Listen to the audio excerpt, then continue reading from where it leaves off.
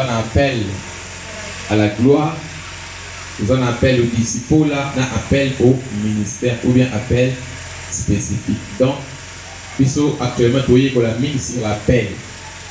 Dans le mois de février, comme ils ont moins d'évangélisation, comme ils ont moins de prière, je vais insister sur un aspect, c'est sur l'identité de la CTVPV ou photo d'Imissa, c'est-à-dire l'identité à ma fils. Donc, tu vas faire les efforts à ne pas rater nos cultes. Il y a moi, il y a février. Il y a des disciples, ils allaient au Talisama, dans le milieu comme ça. Ce qui est le réseau là, la carte, il y a des disciples qui ont constaté le milieu comme ça. 1. Adoration. 2. Communion. 3. Service. Service dans le blanco à la semaine prochaine. Mais déjà, partout dans le bain, déjà, nous avons glissé quelques éléments à service. Et c'est très bien, non? Donc, le biais était communion. Où ils allaient voir le deuxième élément, il faut constater par disciple. Il y a des choses communion dans Zambé par la prière et par la lecture de la parole. Nous avons les mêmes exercices de tous les jours. Banani va prier qu'il est là avant de prier. Va prier qu'il va attendre. Gloire au Seigneur. Pendant une lecture de la parole, koto.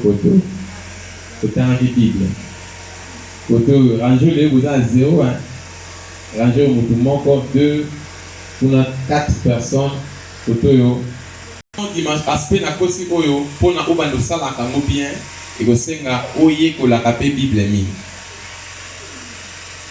Communion en Zambé par la prière et par la parole. 2. Communion avec l'Église. Communion avec l'église de Talisama par les offrandes qu'on appelle ça dans l'église. C'est-à-dire qu'on peut faire offrande, donc ça là, ils sont marqués. Tout ce que tu fais comme bien matériel, comme bien financier, on peut faire dans l'église, c'est-à-dire qu'on la pose en communion dans l'église. Il y a une personne à l'étranger, nous avons dit il faut contribuer pour l'œuvre dans l'église. Atindelinga Mbongo, na sombite kit, atindé va l'église. Quand je suis en mois de novembre. C'est-à-dire que la communion dans l'église, à musique, à moyen l'église exacte. Mais, il faut que dans l'église, par mes biens, par mon argent. La tinimbo, tu as des chaises et tu pas mbolier. Et c'est que la communion dans le centre. Troisième dimension de communion, il faut dans la deuxième dimension de communion, c'est-à-dire amour agapao, amour fraternel, communion fraternelle dans le Seigneur. Donc, ils allaient communion fraternelle, ce qui est ambition dans l'église, moi, il faut progresser les athées. Donc, on a 3 types, il y a amour. On a amour, eros, philéo, on a amour, agapao. Donc, amour fraternel, amour à chrétien. Maintenant, la communion sur l'église est entre les chrétiens et l'homme de Dieu. C'est-à-dire, il faut oser en bonne communion à pasteur. Ce que vous savez là, vous avez en communion, ma lame dans le serviteur de Dieu, ils appellent barrage, barrière, il y a manque, il y a progrès. Il y a un moment la beauté là qui dit ça. Ceux qui partent dans l'église, ils vont manquer, le pasteur de l'église n'a pas manqué, ils vont manquer, et c'est une parole, amen. Noé a 3 bannes. Sem, Yafet, na Cham. Sem na Yafet, parce que tout ça papa bango ma casse. Mais Cham azaki impoli. Cham qui est impolitesse est maudit pas moi na moko ko ba benga ko ya kana. Donc la malédiction aux autres dans la mosala nzambe et les qui même attend la malédiction aux parents baloba. Parce que mosala nzamba bolo la malédiction aux parents ba kwa kelio soko tubeli. Mais au mosala nzamba lobelio et au kango pe de génération en génération. Il y a vraiment la bonne de l'église na biso tous à la en bon terme na basala nzambe. Est-ce qu'on peut dire amen? Bana mi balé na la bazaki Jacob na Esaü. Jacob a dit sa papa. Et pardon, Jacob a dit sa papa na maman. Mais Esaü a dit sa papa. Maintenant maman orange. C'est la dit sur son aspect à l'église. Nzambe a le roi tata. Mosala nzambe a le roi la maman. Asa yé tasbi asa la matrice ya sémence. Opo sémence est fan. Nzambe tout suba tout sa nzambe. Pas tout ça va basala nzambe. Tu yoga phrase dans le monde bimaraboui. faut maintenant tout ça nzambe que na tout ça pasteur. Est-ce qu'on peut dire amen? Est-ce qu'on peut dire amen? Talangaya aussi vous prépare. Donc côté la parler quand va. La fois Salomon t'a dérangé avant. Dans mon qualité. Donc on va ba ça la nzambe. Na so banga été maintenant on peut essayer respect. On est allé déjà pas bien on est. C'est-à-dire manque ya respect moko ya kosakanate. Na so ba tant tout ça qui église la kuna na lena. Dimanche moko qui te salama. Namoni maman la biso moko za na venir oyo. Ba ina mobali na ye. Ba bito suite en prière te théotique offrande na biso. Et le bela ina mingi na mutu nanga. Ba ke dai culte te jour wana. Ba so ki tenter à de ressemble la l'église na ba. Ba bito za ata okendete. Lokola RLQ nettoyer au semer au presse offrande. Ba petit offrande il fallait pas retirer à l'église na bango. Ba ye ba tiki l'église na biso. Et tel ça que mutu wana couple wana ba yikola ko to sa basali ya nzambe. Est-ce qu'on peut dire amen? Ce qui couple na bino pe famille na bino ko yikola ko to sa basali ya nzambe. Problème ce que bimeli bino basala nzambe ba na pouvoir se déclarer pe makambo ne kende musika na bino. Est-ce que tu ba amen? Tala voisin il sait to sa ka basali ya nzambe. Il sait encore bien banga ka basali ya nzambe. Tala le canal de la bénédiction. Azali source ya bénédiction na biso. Azali source ya bénédiction, azali provision ya richesse ya héritage na biso. Nanzela na inde makambo epele pe fongwa la biso. Nanzela na makambo ifo avancer. Bato epele bakosela basala nzambe makambo ba vina bango ezala bloqué. Donc bien aimé ko me kaka na ote ko kosela basala nzambe makambo. Comme kosala atende bato ba lekaka na TV mona pasteur mo ba leki na TV. Na separa na pasteur pour lobela na pasteur vérité. Aza impoli aza mal éduqué. Est-ce qu'on peut dire amen? Moi na nia ko leka na TV on ofinga papa na ye. Et ça la maraté. Ngai na prière na pasteur et son bata batakisi. Non, non, qui t'a dit de faire ça? Abando leka na TV bazo finga basala nzambe bata batakisi. Ngai abando tanga bakombo nyonso basala nzambe basimba bakisi. Finalement, il y a des gens qui ont un terme, pour nous mesurer la kiss, tout le temps à toi. Il y a une balance. Pour les baguettes, ou azali vrai pasteur, ou azali faux pasteur. Non. Et c'est un peu amen. Il y a un moment la justice, la justice est aveugle. Parce que le symbole de la justice, à part balance, c'est à moi aussi. À Cindy épée. C'est-à-dire que makamusu yoza moyen ko juger ngote yoza makamusu ko contrôler ngote. Donc vraiment faites vraiment beaucoup d'attention s'il vous plaît mes frères et sœurs. Faites vraiment attention de sorte que les forces du mal aient à siéger vie na yote. Je vous prie de vivre la communion avec le Seigneur. Est-ce qu'on peut dire amen? Amen. Avec comment on a été dans l'église. Je suis parti vers lui, on a parlé, singa na bimi na baba na kende atami na bi papeli ai des singa problème na za na bi ndeka ko bi bon ça on déjà c'est fait déjà. Après quelques temps, je vois son problème résolu. Donc on n'a pas besoin qu'un pasteur a prié lenga pour makambo échanger. Même quand vous avez un bon terme na ye. Deuxième élément, et c'est ni na yo ozala na capacité ya ko placer confiance, c'est pas Mossala Nzambe. Et Mossala Nzambe a placé confiance et pas naïe. Et ça me fait comprendre très bien, non? C'est-à-dire, et ça est sengo. Na Mossala Nzambe, où azo vivre, na batu balingi. D'abord, il y a des bosso pour l'andaka Mossala, no c'est au bika bonheur, ya koyo. Nzamba tient na vie, na epo na linga et d'abord. Si on lingi Mossala Nzambe, moyen pour se dire pas mboli na yezake. C'est-à-dire que tu dois l'aimer d'abord et aimer ce qu'il fait, l'obéir. Obéir au principe. La recommandation va nous ça. C'est alors que tu vivras la main de Dieu. Est-ce qu'on peut dire amen? Quatrième église par les services avec les dons. Nous avons dit comment faire la modération. Selon le dictionnaire, modération, c'est l'action démodérée. Ils ont la vie ça, hein? Ils ont 10 000 francs, ils sont posant 7 000 francs au catholique. Quel enseignements on peut ça hein eza nakata syllabisco 10 000 francs mais ça capoli na 7 000 francs na pied. Modération c'est vertu qui reste à garder une sage mesure en toutes choses.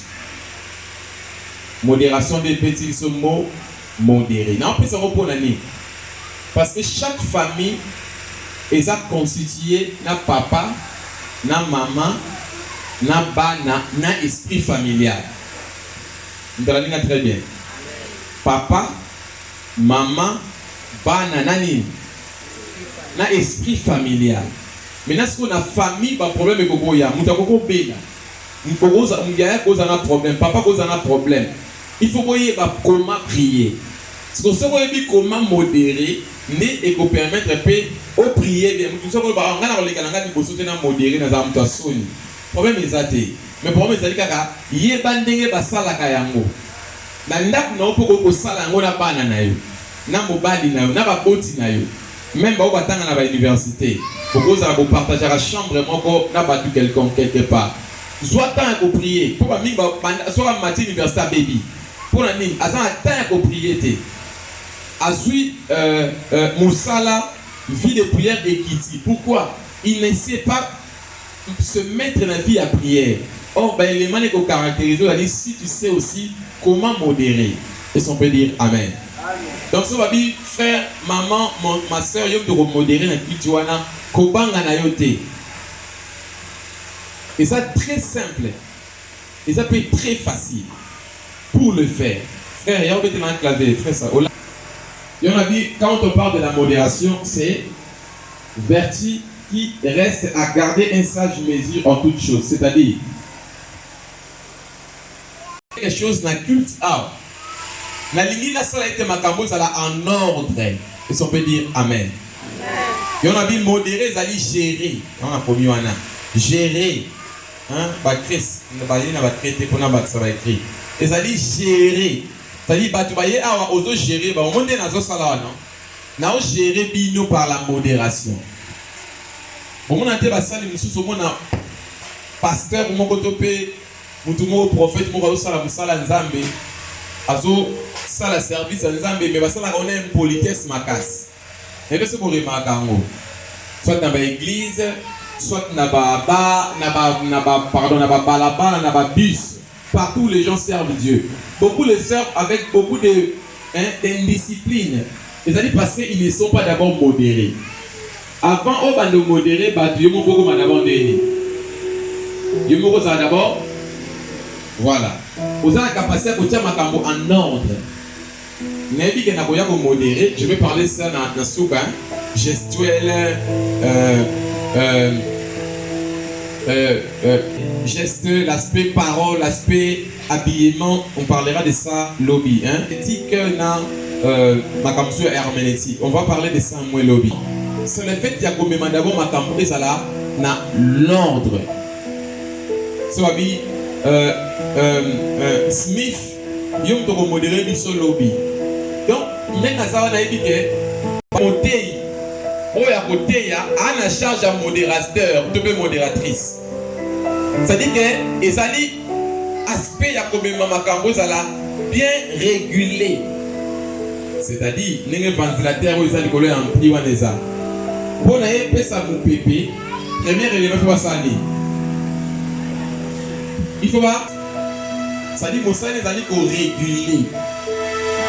Mon va y culte, avec qui soit malade. Soit qui pour ça ressemble les athées. Mouto kopia pour ça ressemble les ali biso. Tous ça va disciple, il faut que va vidéo koyo. Est-ce que disciple moi koyo ça va amen. Amen. T'as la voix c'est disciple à Jésus. Précision moi faut les amis. Modération et ça exclusivité chrétienté. Et ça quand l'église c'était la salle de modération. Modération ça la mala partout. Dans ma fête, comment on a ça modération non?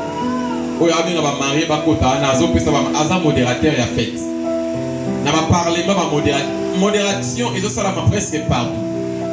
Ce que biso na église do linga binto bengango conduite des cultes. Donc ce va dire sœur Evodim ta conduire culte. Conductrice à culte. Frère conducteur à culte et ali motoyo azo permettre ba pour ça na pembeni ya Nzambe. modérateur de Moussala Nezali, Kozwa Bato Baye culte, ba poussa ne panzambe. Donc, on dit biso dozo linga mingi kobe nango conduite ya culte. So babi batie liste frère Eli yemuto ko conduire culte. Donc, ozo conduire culte chrétien. Pour ba culte païen pezalaka. Est-ce que voilà n'a très bien. Ba culte païen pezali. Même si vous êtes conducteur de culte, hein? Oh, quelqu'un me suit très bien. Il y a sa voisin à yo. Comme un conducteur de culte chrétien. Culte ezali, honneur. Oh, moutoiseau rendre pas divinité mon quelqu'un. Déjà par la définition des cultes frères et sœurs, ce que un modérateur, tu peux modératrice tant que à l'église. Au comme un maman mouta sérieux. Sans que va dire ça, sœur Anne comment sérieux non. La culte va déranger à tes moutons, ça va déranger la culte à ça parce que tant que tu as culte, tu dois rendre gloire, honneur et pas roi et pas seigneur des seigneurs. Quelle attitude devrons-nous avoir? Au moment où tu as culte, tu as mawa, avec culte, tu as souci, non. Tu dois rendre culte pas roi. Je peux parler à quelqu'un ce soir. Amen. Rendre culte à Dieu. Pour se rendre honneur. Parce que le modérateur est un conducteur de culte. Conducteur, il y a activité pour honorer ma dépancolo. Si vous imaginez que vous avez culte, il y a un aspect à modération. Mon toit est tellement difficile pour conduire culte. Comme nous avons conducteur de culte potentiel, c'est-à-dire un conducteur de culte, nous avons hors de la culte. C'est-à-dire que nous avons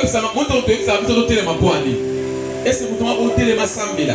Est-ce que nous avons bêta mabobo? Nous sommes tous là quand à un moment la conduite de culte, même si nous sommes là, même si nous sommes distraits, mais ce qui nous soit aspect conduite de culte, c'est kotikatinaye, par exemple c'est établi dans mabobo pour t'avoir sambela. Par exemple c'est établi dans crier t'avoir sambela. Parler en langue et kobimara ya ngomoro sans que baye c'est parler en langue. Quelqu'un me comprend très bien. Par la français c'est rendre pas Jésus-Christ. Hein? Honneur, nous ne rendons pas nan. Et pas Jésus. Et nous avons trois sortes de culte. Tu as trois types de culte. Tu as un culte personnel, culte familial, un culte communautaire. Culte personnel, c'est-à-dire qu'au salaire qui culte personnel, la prière. Mais malgré les gens qui mais au bandé qui ont déjà. Tout ça, culte familial, famille, mon la bambolala, tant que l'amour qui se pose en situation compliquée. Au salut, prière et la famille, on va voir culte familial. Tu appelles un culte communautaire, autre au salut en église. Qu'est-ce que vous avez très bien, non? Parce que ce qui en tant que modératrice, tu peux modérateur, comment distinguer la culte wana, ne peut permettre d'avancer. Mais pour nous, la bon modérateur, voilà la première condition. Nous sommes capables d'expérimenter culte personnel.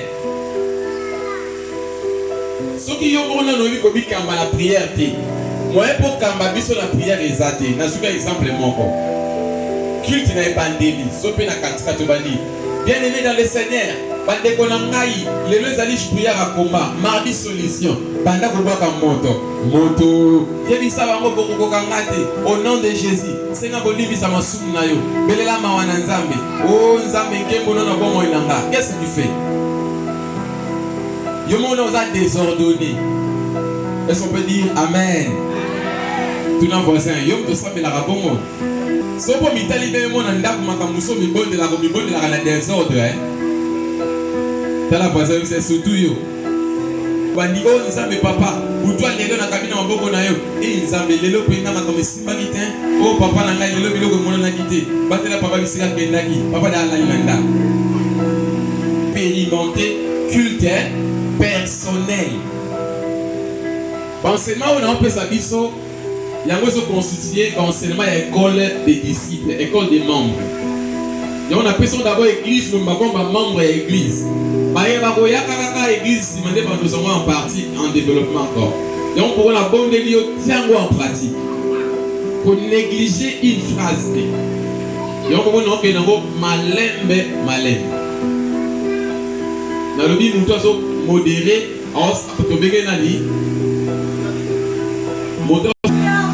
Conducteur de culte. Mais quelle sorte de culte? Culte chrétien. Vraiment, il faut préciser très bien. Culte chrétien. Deuxième élément. Culte, c'est-à-dire action pour rendre gloire et pas Zambé. C'est-à-dire pour rendre honneur et pas Zambé. Donc, pour nous, un bon conducteur de culte, il faut expérimenter culte personnel. On a vu tout ça dans combien de sortes de culte? Culte, communautaire.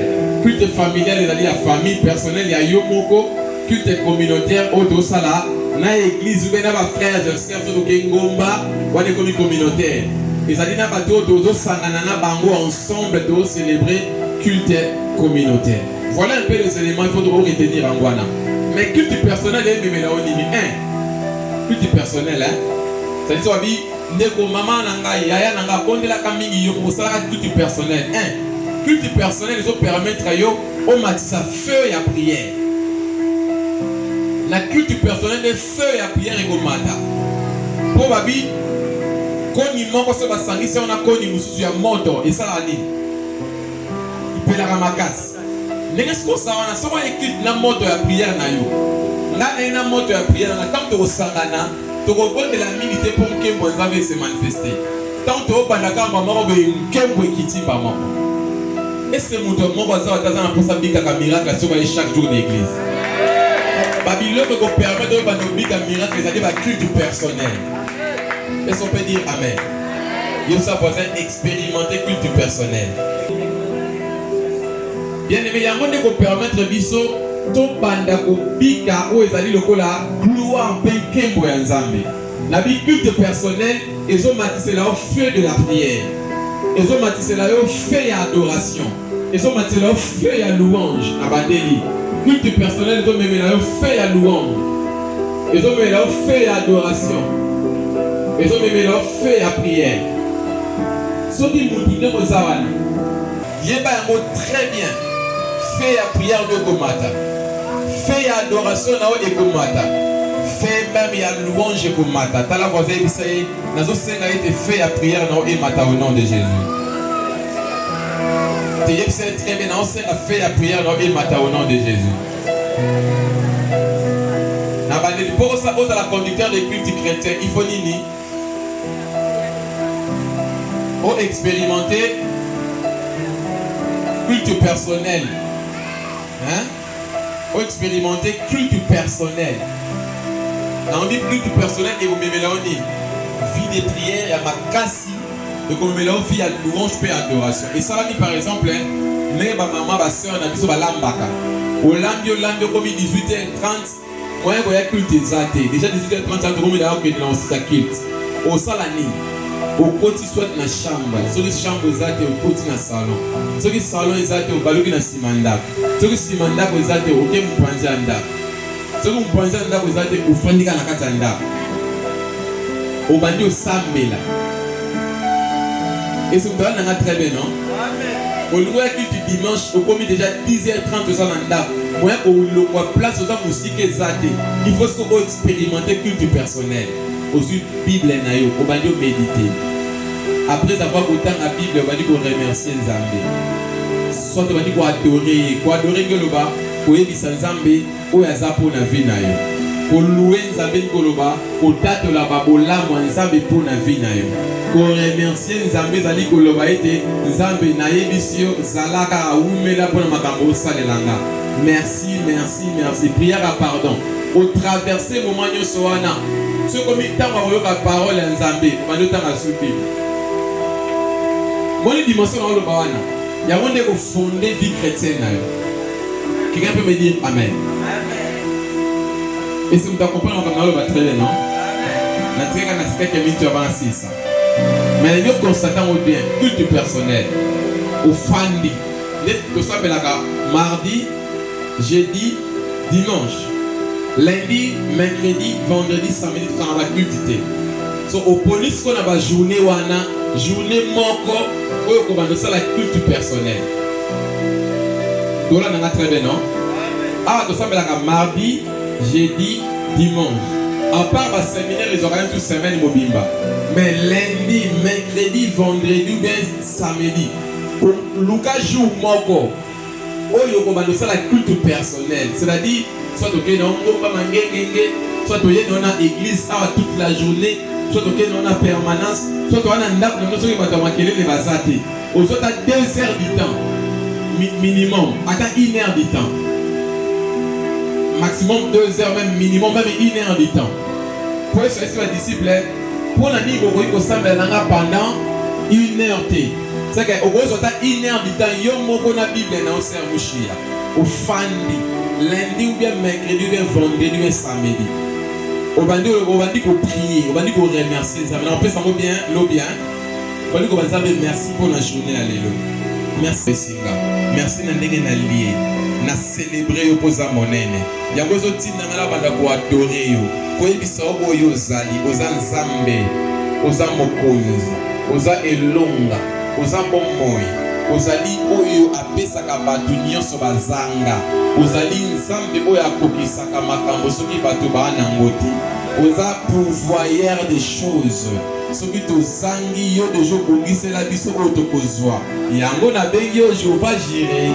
Tango na okoma na batango ya bamaladi yo nde Jehova Rafa. Nzambe oza guérison nanga. Tu vois non? Na culte personnel wana eza yo moko na nzambe. Tango osisa yango obandi otanga versa Bible aussi mateya toteyaki par exemple jeudi be samedi dimanche. Ofungoli versa Bible ano bandi otanga. Omeditango otangi mateya okomaki wana. Tango osisa obandi siko adorer nzambe ko louer ye soit na banzembo soit na prière.